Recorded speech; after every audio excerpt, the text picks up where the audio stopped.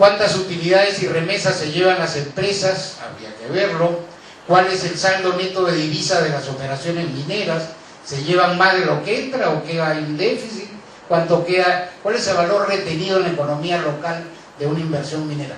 Ninguna de estas cifras las muestra el Estado. O sea, yo no sé qué hacen las oficinas de estadística, pero yo nunca he visto, ni en el Perú, ni en Chile, ni en Europa, cuál es el valor retenido de la minería, una estadística mínima. O sea, usted produce tanto y cuánto se lleva fuera del país en términos de importaciones, pago de deuda, utilidades, royalties que pague, bueno, queda tanto en el país por salarios, compras locales, impuestos pagados. Sería interesante hacer un balance neto de divisas, ¿no? Entonces, toda esta temática de la discusión del impacto en el crecimiento económico me parece que sería muy interesante discutirla para construir estadísticas regionales e indicadores que permitan mostrarle a los grupos de interés cuál es el impacto de la minería en el crecimiento económico y la competitividad. Entonces, de todo lo que he expuesto así muy rápidamente, yo diría que surgen las siguientes razones de interés público para armar un debate. ¿La nueva dinámica de la economía mundial abre nuevas oportunidades o no? ¿Permite un mejor aprovechamiento de las ventajas comparativas o no? Yo creo que sí. ¿La articulación al mercado mundial permite una inserción dinámica? Es decir, ¿estamos vendiendo a mercados que crecen? Sí, China sigue creciendo, aún no crecerá al ritmo del 10% de los últimos 15, pero crece al 7%, que es muchísimo. Entonces, estamos insertados a mercados cuya demanda está en crecimiento, no en retroceso. Eso se llama inserción dinámica, posicionamiento dinámico. ¿Tenemos mayor participación en el mercado mundial? Sí, pero tenemos competencia también. Hay procesos de sustitución de proveedores, etc. ¿La tecnología disponible permite que los recursos sean explotados de manera sostenible? Sí. Hoy día, como les decía, no hay proyecto minero que se haga para generar un daño ambiental. No hay manera de financiarlo. Entonces sí lo permite. El otro tema, y los pasivos ambientales históricos, responsabilidad de empresas, responsabilidad del Estado. Bueno, ¿quién discute sobre los pasivos históricos? No hay discusión sobre los pasivos históricos, y es un gran tema, ¿no? La generación de empleo y la mayor provisión de servicios para el desarrollo humano es fundamental para lograr una mayor inclusión social, ¿o no? ¿La minería produce recursos fiscales para esto o no? ¿Cuál es la calidad del gasto que queremos? ¿Dónde quedan los recursos fiscales que se captan, etcétera, ¿no? ¿Cómo se genera una red de proveedores que permita favorecer el desarrollo local y regional? Porque la minería no solamente es lo que la minería compra, es lo que los trabajadores de la minería demandan a la sociedad.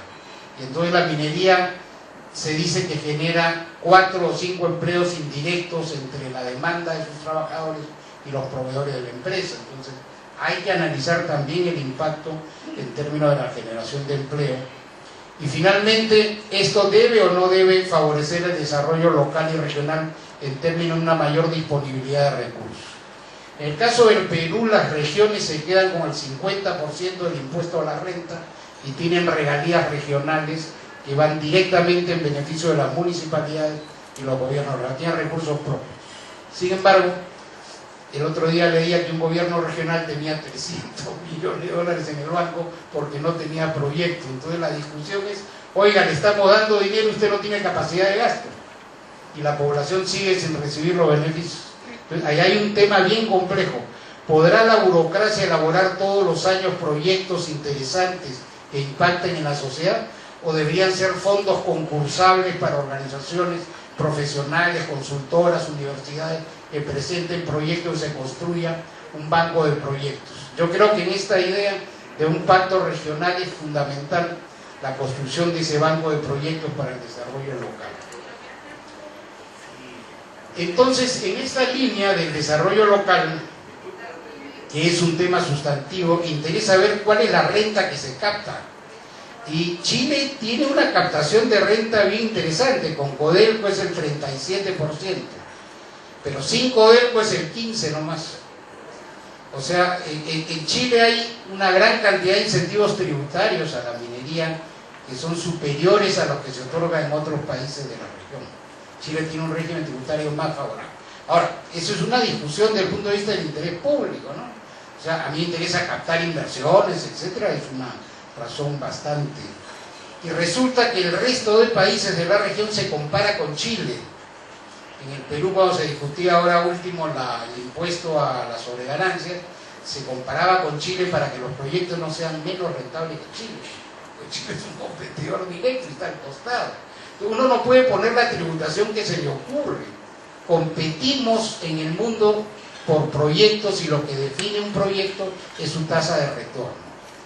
Entonces, pero acá hay toda una discusión respecto de cuánto debe ser la renta minera. Yo destaco en el caso de Chile, que tiene un instrumento sensacional que se llama Codelco. Codelco es un instrumento de política pública, es una empresa de dimensión mundial y es un socio importante, es un socio grande. Entonces, eso no lo tiene ningún país de América Latina y es un tema sobre el cual debería existir consenso y creo que existe en Chile consenso respecto de Codelco. La otra pregunta es, bueno, ¿y cuánto ganan las empresas mineras? Estos se llevan la riqueza, etcétera, ¿no? Bueno, la verdad es que las tasas de rendimiento de la minería en los últimos años han sido bastante elevadas, o sea, más o menos un 20% sobre los activos es lo que han obtenido de renta en promedio estas 40 grandes empresas, ¿no? Eso varía según el tipo de producto, según el tipo de proyecto, digamos, pero han sido buenos años. Entonces, acá se armó toda una discusión de ganancias extranormales o las llamadas sobreganancias. Entonces, yo preguntaría, ¿cuánto es una ganancia normal? La tasa de rentabilidad de la cerveza debe ser mayor que la de la minería, que nadie le pregunta a la fábrica de cerveza si tiene una tasa de ganancia normal. Nadie le pregunta la tasa de ganancia al banco. Nadie le pregunta la tasa de ganancia al proveedor de determinados equipos. Se le pregunta a la minería, usted tiene una sobreganancia. Entonces, hay la idea de que yo le estoy entregando un recurso para que él se lo lleve y pague poco y encima haga un daño ambiental. Eso está tremendamente metido en la cabeza de la gente. Y hay que empezar a discutir sobre eso, ¿no? Un proyecto minero hoy día se financia con una tasa de retorno de 10%. Mínimo. Si no, no lo financia el banco. Están en 20, 25, 30. En el caso del Perú hay empresas que tienen 45, 60% de rentabilidad. Pero vienen otros años donde la rentabilidad baja porque bajan los precios. Entonces, yo creo que el tema no es discutir ganancias normales sobre ganancias, porque es un tema tremendamente subjetivo. Lo que hay que discutir es si el sistema tributario le permite al Estado captar mayores recursos cuando los precios suben. Ese es el esquema. Y nuestros países tienen un impuesto a la renta que es progresivo. Pero la tasa de Chile del impuesto a la renta es más baja que la de Perú. Chile es 25%, el Perú es 30%.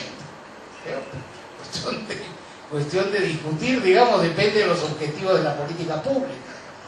Aquí no hay verdades, o sea, son conceptos que generan consensos nacionales en torno a determinados momentos. Pero la tributación debería permitirle captar al Estado mayores recursos cuando los precios mejoran. Entonces, desde el punto de vista regional, fíjense, en el caso peruano, las regiones y los municipios entre 1996 y 2011 recibieron 9.100 millones de dólares y yo me pregunto en qué están. Hay una región minera que acaba de construir un coliseo para 100.000 personas, que ni siquiera en Lima se llenaría. Debería gastar en un coliseo el gobierno regional. No, es que a la gente le gusta ir al coliseo, etc. Hay populismo en el gasto, en fin.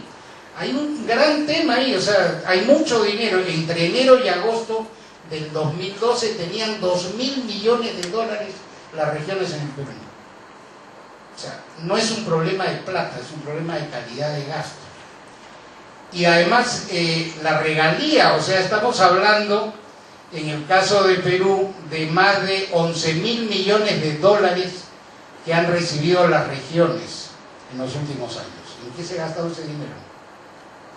Vale la pena discutirlo desde el punto de vista de la calidad del gasto.